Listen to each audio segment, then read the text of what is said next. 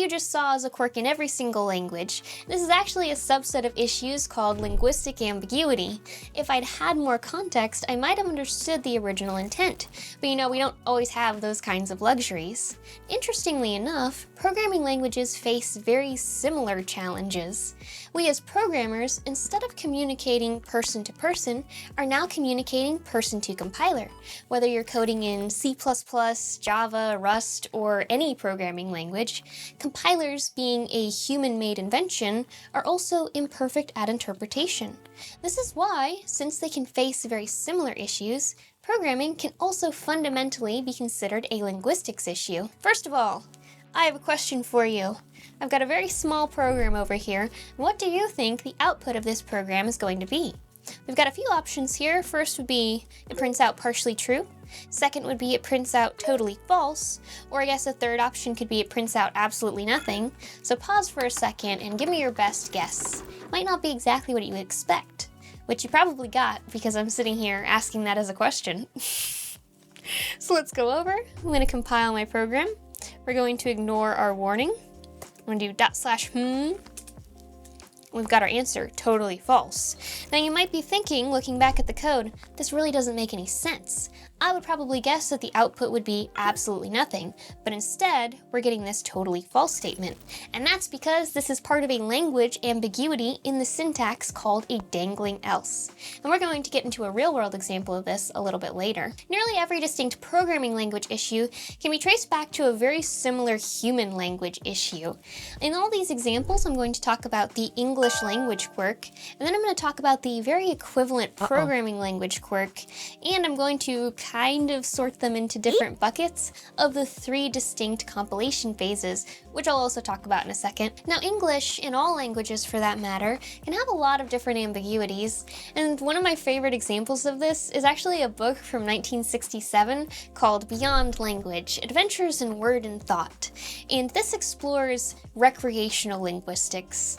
And actually, I think that would be a really good name for coming up with insults, like an official name. I'm not insulting you, I'm just practicing my recreational linguistics. One of the best sentences from the book, I think, is buffalo, buffalo, buffalo, buffalo, buffalo, buffalo, buffalo, buffalo. Yes, that is a real sentence. Don't even question me, just go look it up. But that's because the word buffalo can act as both a noun and a verb. But relating this back to programming languages, with compilers, these kinds of ambiguities are even more serious and important to clarify. If you think about it, compilers need to be correct 100% of the time, but they also don't have the advantage of being able to ask for more context when they need it. Let's take a minute to think about how compilers actually parse the syntax of a program. Now, compilers have it a little bit worse off than humans because they have to do this in multiple different phases of parsing. And you can kind of break this up into 3 distinct stages. The first stage is going to be the lexical analysis, the second is going to be the parsing stage, and then the final stage is going to be the semantic analysis stage. So during the lexical analysis, it's going through and it's breaking up the tokens of your program, so like the variables, the operators, and it's parsing those out into distinct tokens. And then the next phase is going to take all of those tokens in your program and turn those into an abstract syntax tree, or an AST. And during that second parsing phase, this is going to be the part where it's finding all those syntax errors that are so irritating in your code, like if you forgot to add a semicolon or something in your C++ program. Side note, when I was in school, I remember I came up with the 10 commandments of computing, and then the first one was, remember the semicolon to keep it holy. Don't forget, guys. During the final stage, the compiler uses that AST and parses it to look for semantic correctness in your code. For example, it does type checking, or maybe checks for scope resolution inside of your code. So if you have any kind of logical issues with your code, this is where the compiler discovers those. Like, for example, if you're trying to use a variable that's out of scope. Now, if you're looking for a very understandable example of how a compiler works, I highly encourage you to take a look at the local C compiler, which is available open source on GitHub. And this is going to be a lot more readable than trying to understand a really big compiler like GCC or Clang, for example, that might be spread across like literally hundreds of different files. So this is really well documented and easy to understand. I'm going to go over to the LCC GitHub repository, And just side note on here, this has to be the oldest commit I've ever seen in my life from 23 years ago. That's absolutely insane. That just blows my mind. I'm gonna go over to the source code. And you can see we have all of the different files that kind of make sense to put it into the three different phases of the compiler analysis. You can see like the tree parsing it into an abstract syntax tree, and you can see the process where it's doing both semantic and syntactic analysis. If we look at tree, I think it's very descriptive over here. You can see it actually going through and parsing the different opcodes inside of this, and then constructing that AST so it can do the remaining analysis on it. Going back over to our linguistics challenges, let's think about how these ambiguities can come into existence. Now, older languages are going to face a lot of these challenges because if you think about it, you have an old existing language and you're constantly adding new additions on top of that. So it kind of makes sense how these issues can happen, but this can also happen a lot inside of younger languages as well, which are also not perfect. I think a really good example of this is the word literally. Now, if you think about it in old original English, literally meant not figuratively, so it actually happened. But as English has progressed, literally has started to change meaning to actually mean figuratively, and a lot of people use it now as kind of a synonym for very, which drives me literally nuts. Now going back over to some C++ examples, let's take a look at them. And we're going to use C++ since that's literally the best programming language. Remember those three different compiler phases I talked about previously? Let's take a look at each one of those individually. So for our first bucket, those would be syntactic quirks. And in linguistics terms, you could call this a grammar ambiguity, aka what happens if the same token fits into multiple different parse trees. And C++ has a really good example of this one, and it's very fittingly called the most vexing parse. Think about this English sentence for a second. Visiting relatives can be boring. Now, if you look at the word visiting, is visiting acting as a verb here, like the act of visiting your relatives, or is visiting acting as an adjective describing a noun, as in your visiting relatives can be boring?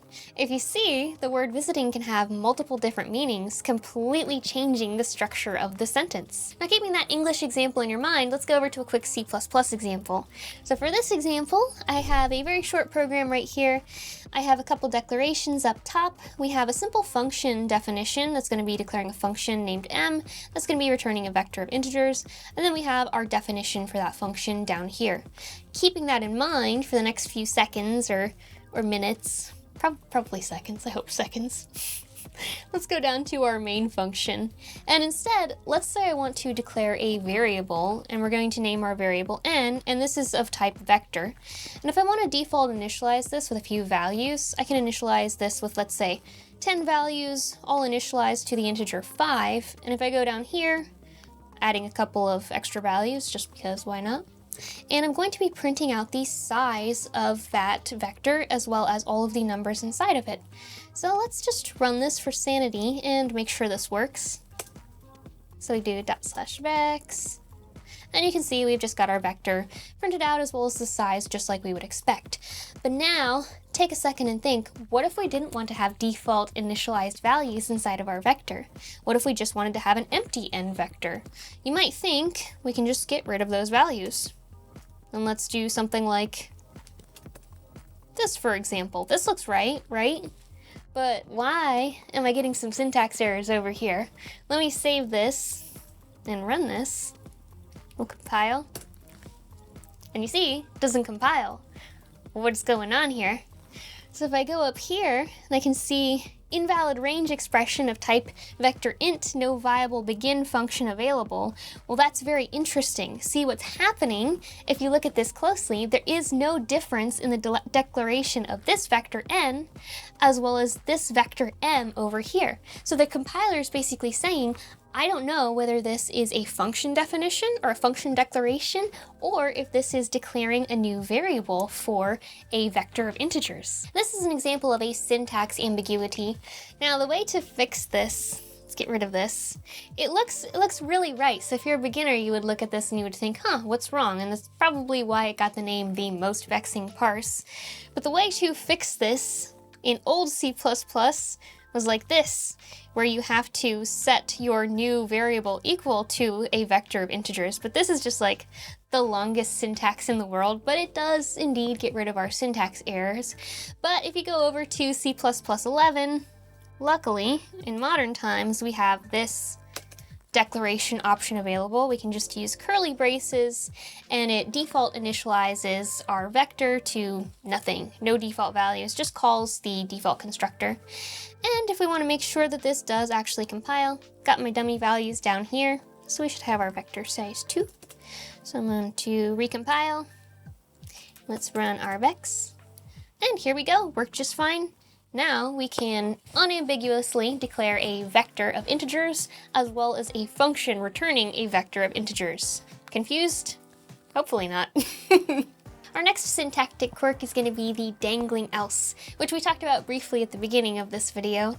So let's think about this sentence for a second. If you see Sam, if he's busy, leave a note. Otherwise, call me. Now this is kind of ambiguous, but it's mostly related to a punctuation problem here. Like, what if I don't see Sam at all? Am I supposed to call you or not? So if we rearrange the punctuation and the structure a little bit, and we get this, if you see Sam, leave a note if he's busy, otherwise call me, the meaning becomes a lot clearer. So this kind of ambiguity of association happens a lot in programming as well. Going over to our C++ example for our dangling else, I've got a really simple program here. Now if you got the question wrong in the beginning of this video, now you have a second chance. If you can't remember what the question was, you should rewind and come back because you'll probably get this one right. So we have, in our simple program, this is kind of simulating a real-world scenario-ish of logging into a machine. So we have a couple statements here, basically saying like login was successful, login wasn't successful, and let's go to our main function.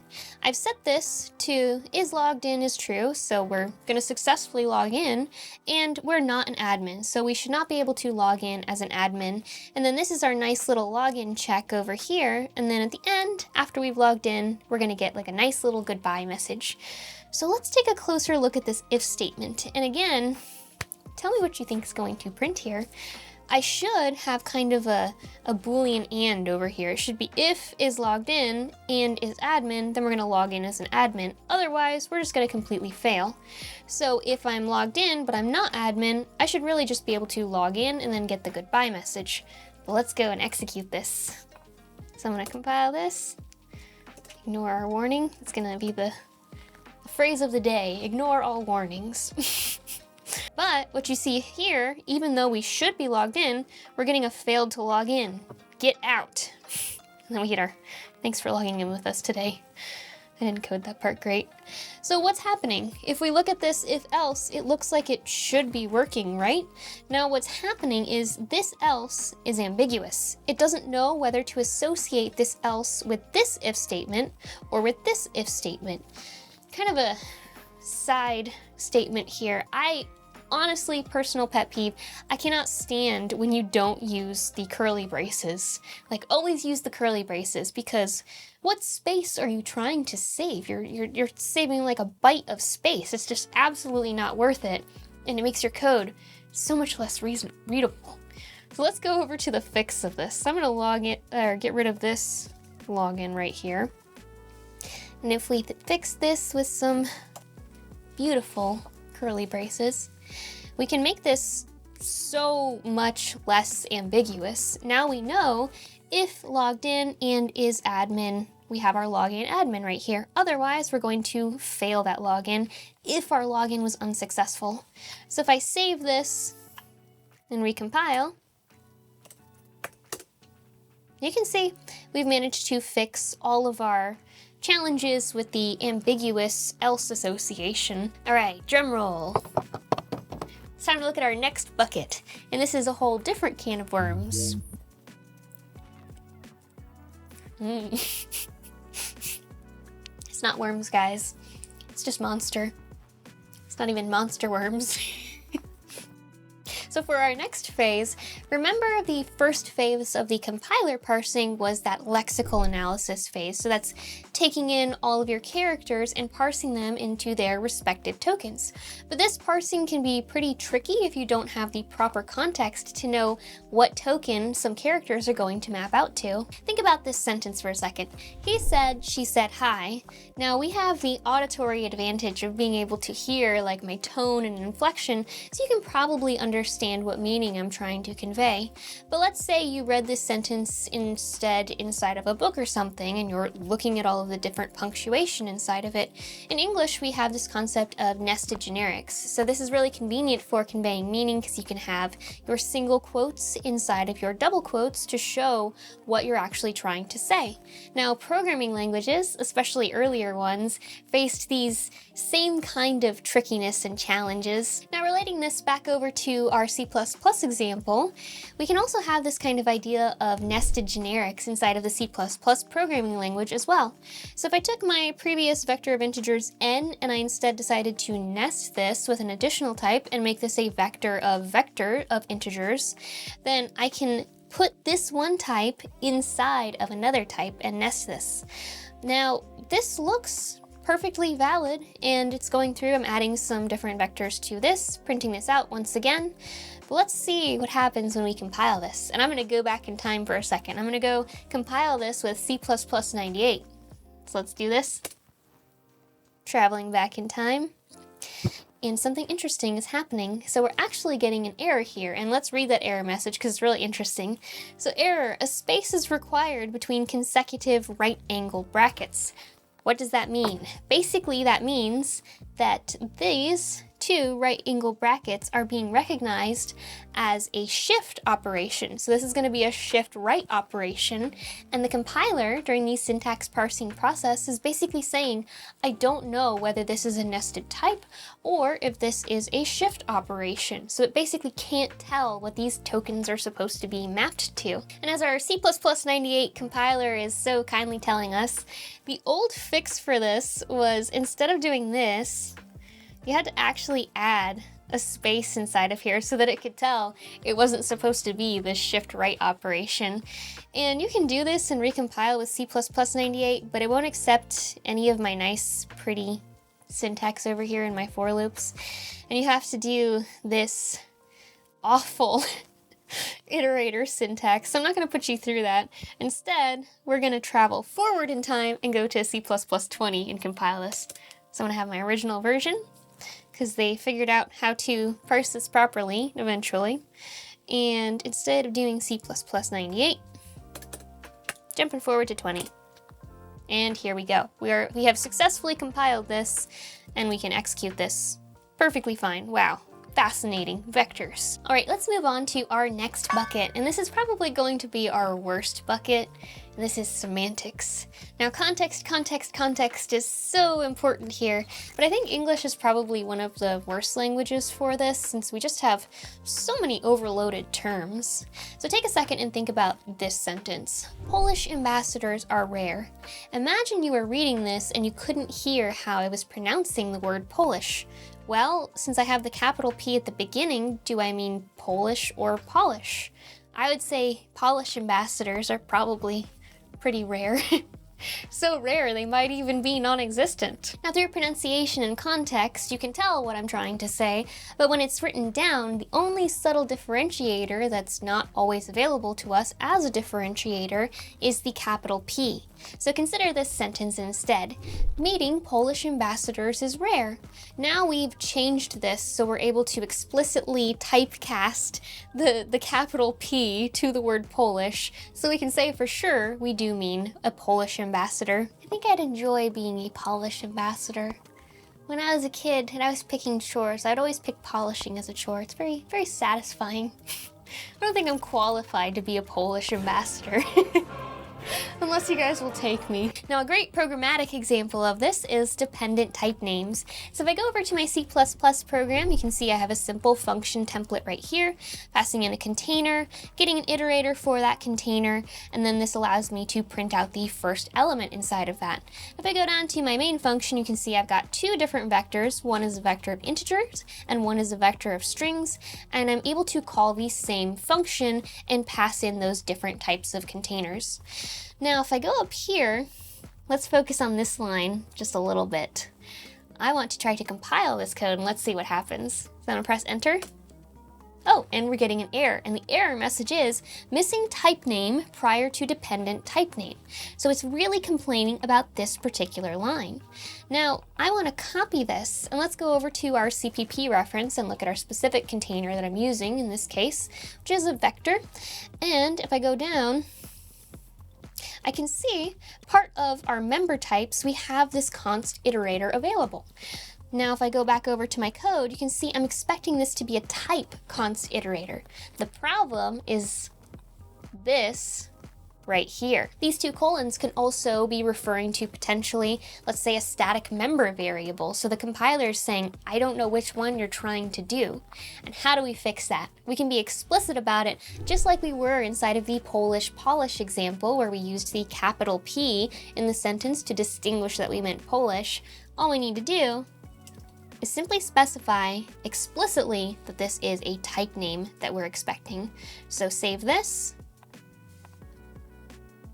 And now, if we compile our code, compilation works perfectly, and we can run this and see we can either print out the first element as 42, the integer, or 42, the string. Sometimes the smallest tokens make the biggest difference about how a statement is parsed. A really good example of this is the humble colon operator. Consider this sentence: pack the following, snacks, water, maps, versus pack the following snacks, water, maps. Very big difference between the two interpretations. So the colon here is kind of like a whoop whoop to your brain of telling you what you're supposed to expect. Otherwise, in the second sentence, I kind of feel like I'm about to start eating water or maps. Not really, not really the most tasty meal I've ever had. If you like C++, don't we all? Then you'll know that the template feature is one of the most powerful parts of the C++ programming language. And much like the colon, the keyword template in C++ is an extremely important marker for the language to understand. If you use the word template, it completely changes the interpretation of the C++ compiler. Now let's move on to our last C++ example, and yes, it includes templates. I'm gonna go over to my program. I have a struct tool right here with a function template inside called perform action. And if I go down here, I have another function template. It's going to be our run processor that's going to trigger our perform action over here. And then I have a processor struct that contains my tool struct declared inside, and my main function is simply going to trigger this entire run processor process. How many times can I say the word process in a sentence? So if I go back up, let's find the problematic line right here. Inside of our run processor function template, when we're calling this perform action, pay attention to this particular syntax right here. I'm going to compile this and see what happens. Now, interestingly, I'm getting an error here. It says use template keyword to treat perform action as a dependent template name. Basically, what's happening here is the compiler does not realize that this is actually a template. Now, it's looking at this particular symbol right here, our less than sign, and it's thinking that it is actually a less than sign because it's not taking in the entire context of this, that we're simply performing an action on an integer. Now, how do we fix this? So what we need to do is we need to be explicit with the compiler and tell this you need to treat this as a template. So simply enough, we'll just say that this is a template, and then we can trigger our perform action template with our integer and run our processor on our tool ID 42. Makes a lot of sense, guys. Trust me. So I'm going to recompile this. Here we go, worked perfectly fine. And if I run this, perform action on tool 42 successfully. Being explicit is very helpful when you're programming. Now, I've been throwing a lot of shade at compilers in this video, but compilers are extremely complicated and super difficult to write, so it makes sense why they would have so many ambiguities and syntax problems. I actually have an entire video that talks about like the history of compilers and how they can be self-hosted that you should definitely take a look at. But if I'm going to be talking so much smack about compilers, I should probably try writing my own kind of compiler, which you can do inside of C++. So I have created my own custom parser for my extremely sophisticated language, and this is called RemberScript. So if I go over to my main.cpp, this is going to run my Rember programs. It's going to take in the input file that it's going to execute. And if I go over to my parser.y, you can see my extremely sophisticated parser. What this is going to do, this has a vector of strings that has really good song lyrics inside of it.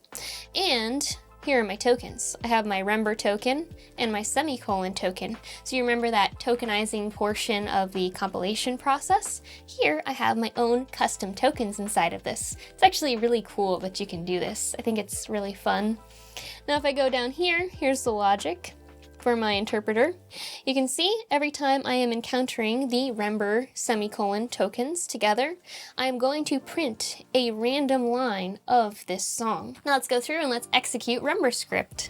Now I have my repository here locally. I've already made my parser, so I can run /RemberScript. It makes me laugh every time. Ooh. And then I need to pass in my custom Rember code. Well, first of all, let me show you. Let's cat one of these files. Let's do test Rember every time. You can see I've got my tokens here, Rember, semicolon, Rember, semicolon. So each one of these is going to print a random song lyric. So let's do /RemberScript, and let's pass in test.rember. Here we go. We have our song lyrics that are printing randomly to the console. And if we want to get really crazy, let me show you, we can even do inline RemberScript. So we can do Rember, Rember, Rember, all in the same line. So let's execute this, /Rember, and then we'll pass in our test, inline Rember. Here we go. Now I've got our 3 random song lyrics, both inline and on separate lines. Tell me you haven't seen that kind of sophistication before. I really gotta stop making these examples really late at night with no sleep and multiple monsters. I think this was only funny in my head when I did it. I don't remember why. Anyway, all jokes aside, I highly encourage you to try to write your own custom parser in C++ because I think it's really cool to be able to do. It kind of shows you the challenges of it, and it's just very powerful when you can write your own custom syntax. I think that's really nice to be able to declare your own tokens. Do you remember 21st December? Always remember happy day. The real question is, what can we do about all these different ambiguities and complexities in languages? And actually, formal language theory is a really fascinating field to study. Now, although there aren't really many true examples of context-free languages, we can get pretty close. And some languages are going to be better or worse than other languages at reducing these kinds of lexical complexities. A really neat example of this is ASD STE 100, also known as Simplified Technical English, and this was created by the European airline industry as a standard form of English for writing technical manuals in. And this was created to be a very easily understandable language for non-English speakers. You can actually find this language online. It's super simple and really neat. It's only limited to a total of about 900 words. As for programming, outside of toy and experimental languages, Lisp and Lisp-like programming languages are kind of the clear winners here. Now, a lot of people really don't like the multitude of parentheses inside of Lisp, but it makes it really clear and super unambiguous for the compiler.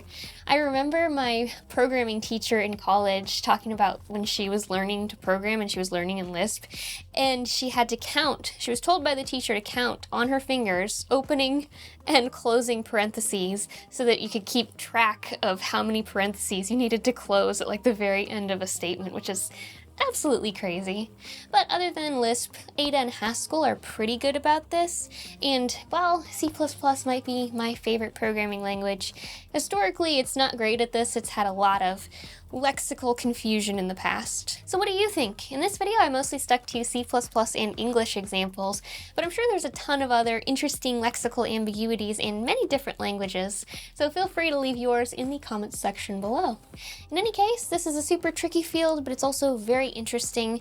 So as always, thank you so much for watching, everyone. I hope you enjoyed this video. Lori Wired out.